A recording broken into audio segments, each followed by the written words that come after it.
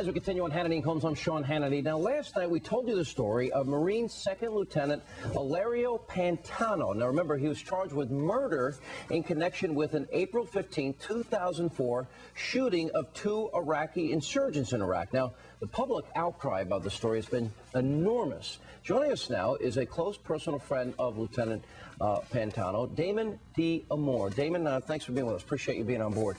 Thank you, sir. Now, we had his mother on the program last night. I spoke with his attorney on my radio show earlier today. And we even had the father of somebody that he serves with that was there that day. What is he telling you? You're a close friend of him. What is he telling you about this day? He's telling me a couple things. Number one, it's important to keep in context when this was. This was the bloodiest month of the war. Contractors had just been hung from the bridge shortly before that. 7 Marines were killed in Ramadi by a car bomb. They had specific intelligence to go to this terrorist hideout. That hasn't really been played up that much in the news for some reason. There was a terrorist bombing. People that were associated with that bombing had given up intelligence. They had specific intelligence to go to this home. Right. It was loaded with weapons, as you know. Right. And these 2 people weren't questionable or ambiguous. They were fleeing the scene. He had given them ample warning twice to stop. Right. And they refused to. Well, and the universal sign, basically, when you see a Marine fully armed telling you to stop, that means stop. There's no ifs, ands, or buts about it. And he said that in Arabic, but I want to put this in context because I think our audience really needs to understand here. Yes. This is really the triangle of death that we're talking about, and he had the most difficult task that he was sent into the area where they were making these bombs, where the insurgency was, for the very purpose of finding them. In this particular case, they found where the bombs were being made, number one. Number two, these guys were running from him. He gave them a warning to stop, but they were also running towards him, so he had a split-second decision to make, as I understand it. He made exactly. it, and there are witnesses, I understand, that will corroborate his story. Is that correct? Completely. And there are plenty of good men and women, American soldiers, that are receiving the Congressional Medal of Honor posthumously because situations like this, a terrorist had the opportunity to detonate an IED, a remote-controlled bomb, or a grenade, or pull a pin. He wasn't going to risk the lives of his men. But why it was the bloodiest month of the war. Then why would they be going after him? Explain this to me. I know there's the Rowan Scarborough, the Washington Times, had the one piece that one disgruntled guy. Is that the only reason? Is there anybody else that is corroborating this disgruntled guy's story? As far as I know, it's only that one enlisted man.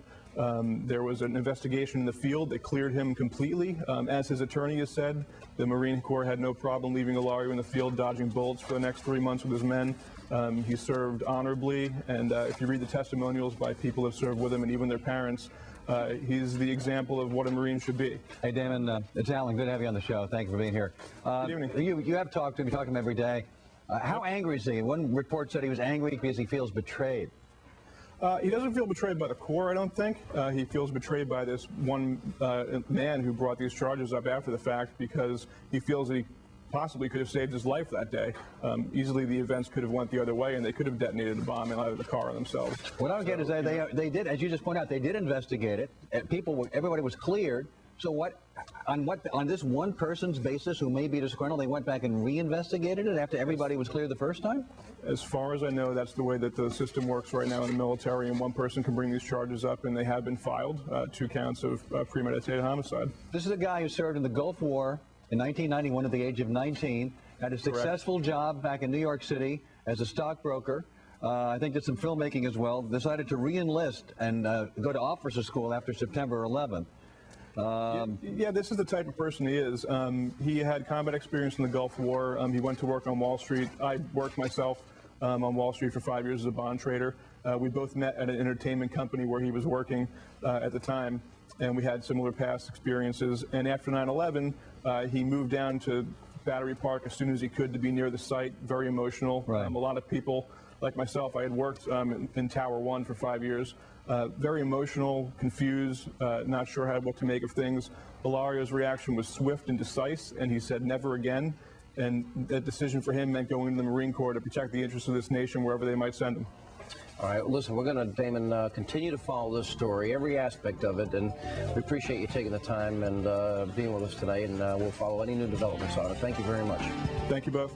And coming up next, why is a controversial Muslim group insisting that one of their ads run on a Christian radio station?